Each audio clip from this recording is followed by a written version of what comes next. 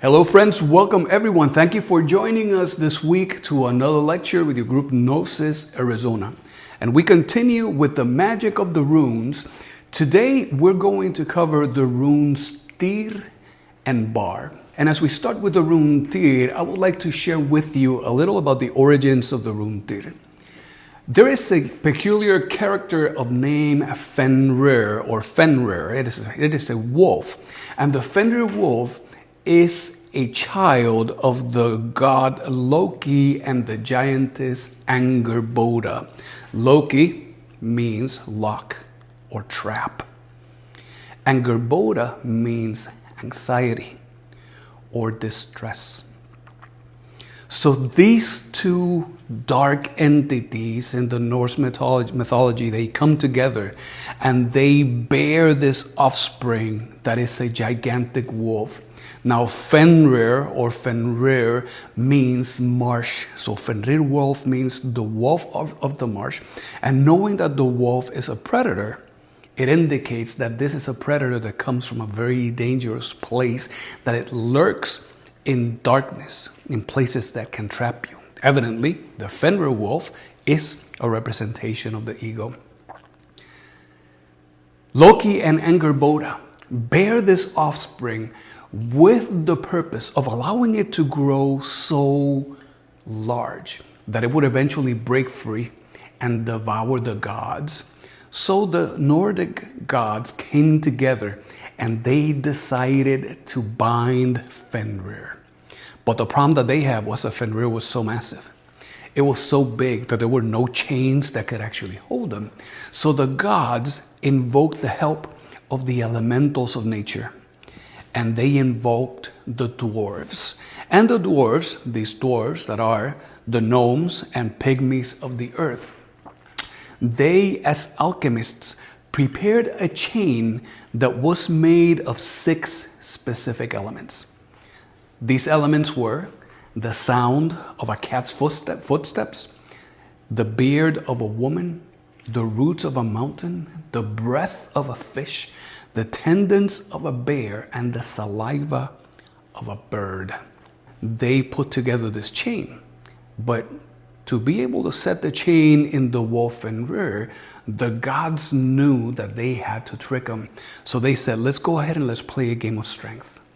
And as a gesture of trust, the Nordic god TYR volunteered to put his right hand in the mouth of Fenrir. And as he approached Fenrir, the wolf opened his mouth, and in that moment of distraction, it was then that the gods bound him with the Glaber chain.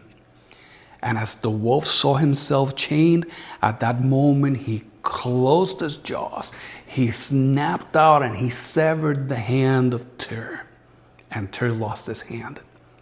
But the thing is that the gods successfully bound Fenrir.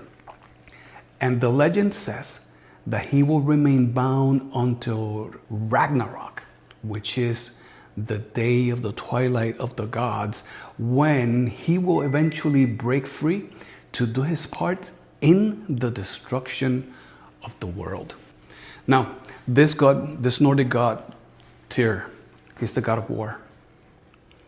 TYR is the god of justice and law. And what TYR did here is exercise a self-sacrifice. In this particular story, the actions of the god symbolize the concept of self-sacrifice.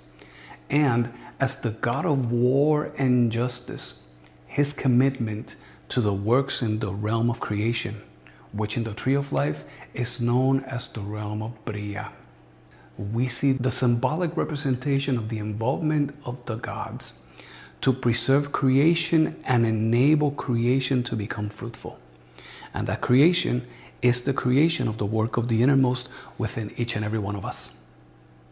The sacrifice that he makes here is similar to the sacrifice of the Christ. When the practitioner reaches the level of the 5th initiation of major mysteries, when he has worked consistently, when he has worked consistently and he has gotten to the point in which the Christ penetrates in the heart of the practitioner and displaces the personality of the practitioner, the Christ being pure and divine, becomes a quote-unquote sinner because assumes ownership and responsibility for the thoughts and the actions and the sentiments of the initiate. And here, TYR does something very similar to that.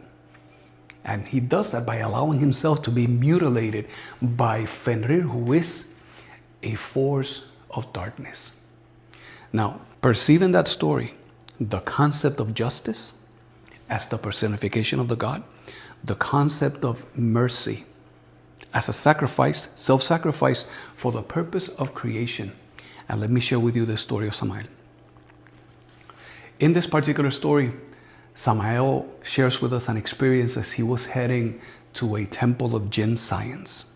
So as he is heading into a temple of Jinn science, he senses that someone is very gently calling his name. He perceives suddenly that what he is hearing are the thoughts of one of his students. So as he is flying and he sees the majesty of the Itzachihuatl and the Popocatépetl, he notices that one of his disciples was following him. That makes him even so much more happy. They are flying together within the astral plane, and they arrive at the atrium of a cathedral. And Samael says, by the time that we got there, we noticed that there were men, women, children. There were elders who were in the area, and they were selling their merchandise everywhere.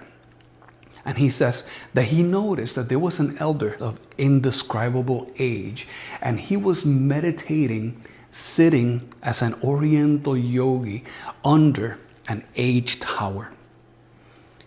And Samael makes a comment by saying any person would have easily confused him as just being another merchant. He noticed that there was a mysterious object, a secret Aztec relic at his feet. And when Samael saw that, he approached him, he prostrated in veneration, and he extended his hand and gave him a blessing. But the disciple that was following Samael's footsteps was like a zombie and approached the elder. He looked at the relic and he bent down, and Samael says, without the least bit of respect, he grabbed the relic, kept it in his hands, and he was just looking at it. At that moment, Samael responded and he said, what do you think you're doing? Put that down. You're committing a great sacrilege. Don't touch that. But that old man looked at Samael and said, it's not his fault. He's asleep. Samael says that old man grabbed the face of the student and gently blew upon him the fohat of life so that he would awaken, so that his consciousness will awaken. But Samael says everything was useless. The Shela continued sleeping. He continued dreaming, and suddenly assumed then a gigantic figure. And Samael says, the legion of the ego and its lunar bodies gave him that aspect. He started growing. He became a gray giant that was moving very slowly. And then, in that very same slowness, that student in that new shape started walking away down the atrium. And Samael says, heading home where his physical body was sleeping. The old man looked at Samael and he said, within the temple that you're going to enter, there are many like this one. So look at them with compassion. Look at them with sympathy. And Samael made a reverence to that great master, and he said, certainly, clearly, I will look at them with sympathy. And he headed down and he went into the temple. Here in this story, we also see the effects of justice and mercy.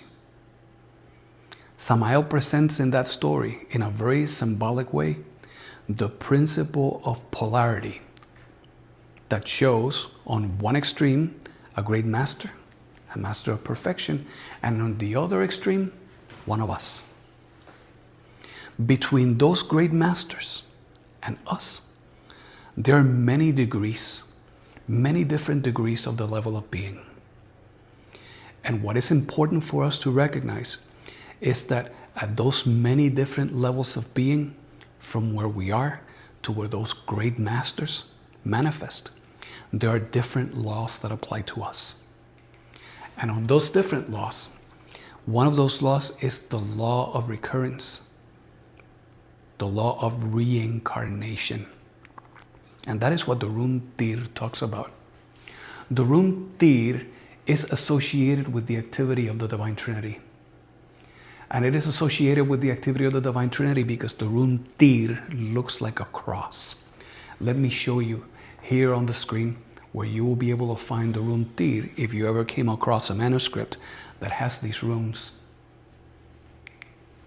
You can see the Rune TYR right here. You see it as a little tree?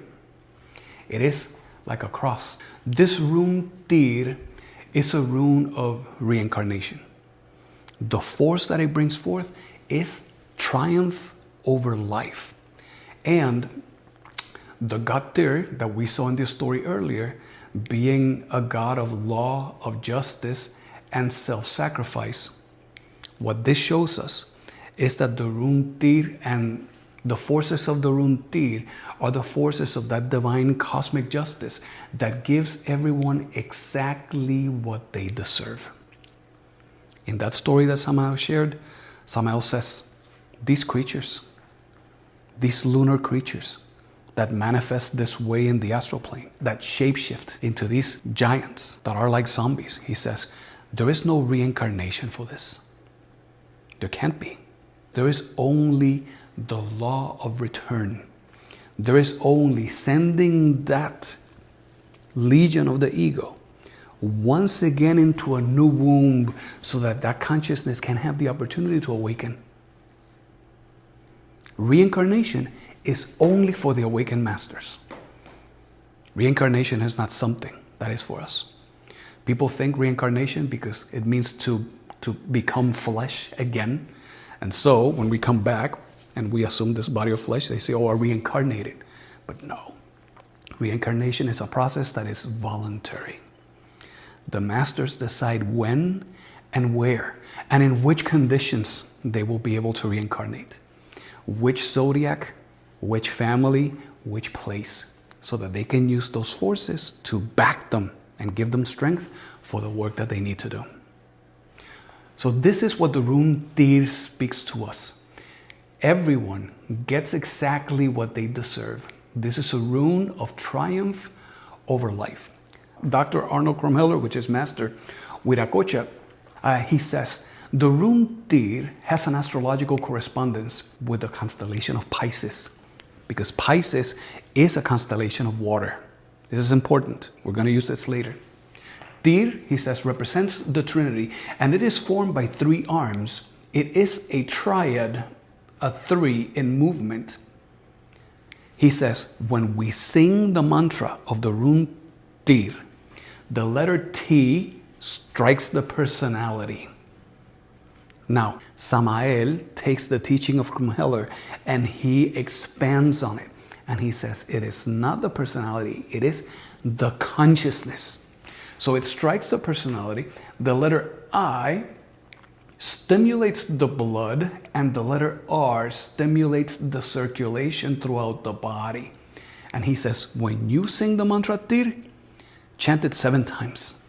But Wiracocha also says, when you practice this rune, you should also combine it with the rune bar.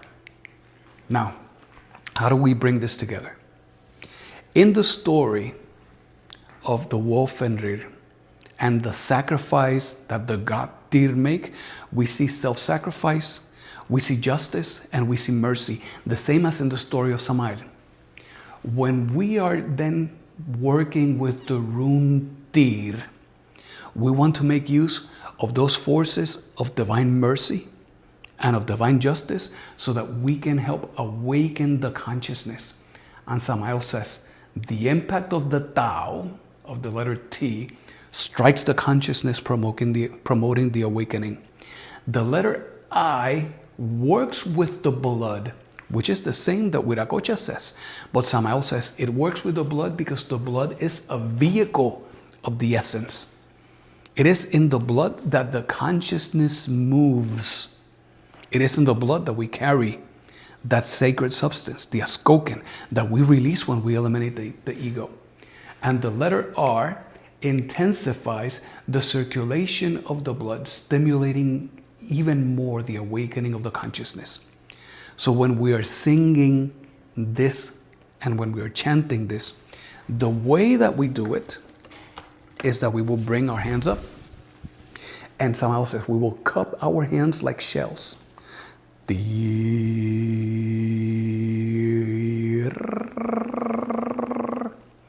Like we're grabbing from that substance of the universe with our hands. Okay? In a movement that is like that of a shell. When we chant this mantra helps awaken our consciousness. But we benefit more from it if we combine it with the rune bar. You guys have any questions? The rune TYR. Yeah. When she wants to face east. Yes. Facing east, particularly when the sun is rising. Yes, correct. Well, dear friends, thank you everyone for joining us. May all beings be happy.